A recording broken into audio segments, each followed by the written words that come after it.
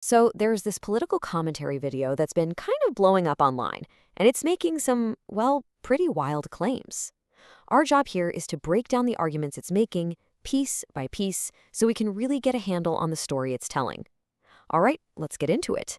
First up, we're going to tackle the central accusation that's right at the heart of the video. Then we'll look at the how and why behind it all, what the source calls a manufactured enemy. From there, we'll follow the money trail they lay out, see how it connects to a much bigger geopolitical theory, and finally, we'll wrap up with the source's ultimate conclusion. Right out of the gate, the video hits you with this whopper of a statement. I mean, it's designed to grab your attention, right? This single quote is really the launch pad for this huge, sprawling theory that ties together American politics and global power plays.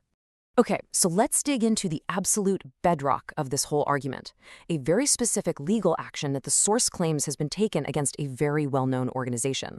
So here's the core of it. The claim is that the Southern Poverty Law Center, the SPLC, has been formally indicted by a grand jury. And the alleged crime? It's a bombshell. The source says they were funneling money to the very white supremacist groups they claim to be fighting, groups like the KKK and the Aryan Nation. Now, to really get why this is such a big deal, the source makes a point to define what a grand jury indictment actually is. It's presented as a huge step, not just an opinion, but a formal legal process where supposedly a jury of regular citizens looked at the evidence and said, yeah, there's enough here to actually prosecute. All right, so if the big accusation is that the SPLC was secretly funding its own enemies, the obvious question is, why on earth would they do that? Let's move on to the source's explanation of the alleged strategy at play here. And this is where it gets really fascinating. The source lays out this three-step model they call problem, reaction, solution. Think of it like a playbook. First, you secretly create the problem, or at least keep it going.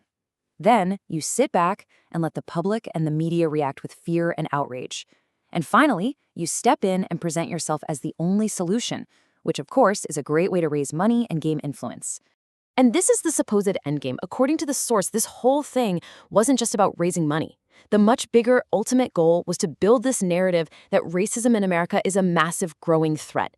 And once people believe that, you can use that fear to label your political opponents and argue for things like cracking down on speech or increasing surveillance.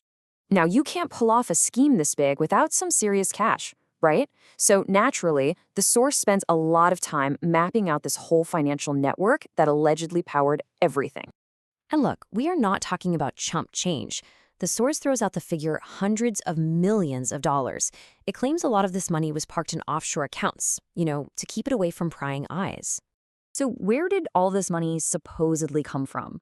Well, the source paints a picture of a really complex, multi-layered system.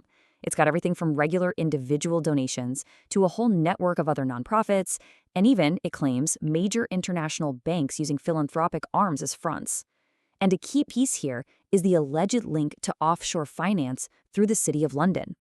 And when it comes to the SPLC's leadership, the source really doesn't hold back at all. It's portrayed as this corrupt, quote, family-run business that got, quote, filthy rich by basically profiting from the history of racial injustice in America.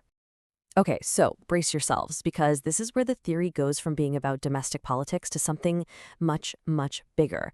The source argues this whole divide and conquer thing isn't just an American political trick. It's supposedly the modern version of a very old global power struggle. Right, so this is the key connection the source wants you to make. It's all about drawing a parallel. The idea is that just like a manufactured conflict between left and right is used to control things at home, manufactured international conflicts are used to control and contain global rivals. And the big one they point to is Russia. And the source is very clear. This isn't some new strategy they just cooked up. No, it's framed as the modern-day version of the Great Game. They trace it all the way back to the 19th century British Empire trying to contain Russia. They claim it continued after World War II against the Soviets, not over communism, but just because Russia is so big. And they bring it right up to today, pointing to things like the Iran-Contra affair and funding for groups in Ukraine as more recent examples of the exact same playbook. So, where does this all leave us? How does this whole puzzle fit together in the end? Let's take a look at the source's final, big picture takeaway from all of this. Ultimately, the argument from the source is that this supposed SPLC indictment is way bigger than just one corrupt organization. It's being framed as a truly historic turning point, A moment where this hidden system of control, of psyops, of repression is finally being exposed for everyone to see. So, what we have here is this incredibly complex web the source has woven, connecting a supposed indictment of a nonprofit to a centuries-old global power struggle. It leaves us with this really provocative final thought. Based on their theory, is the great game, as they call it, finally being revealed?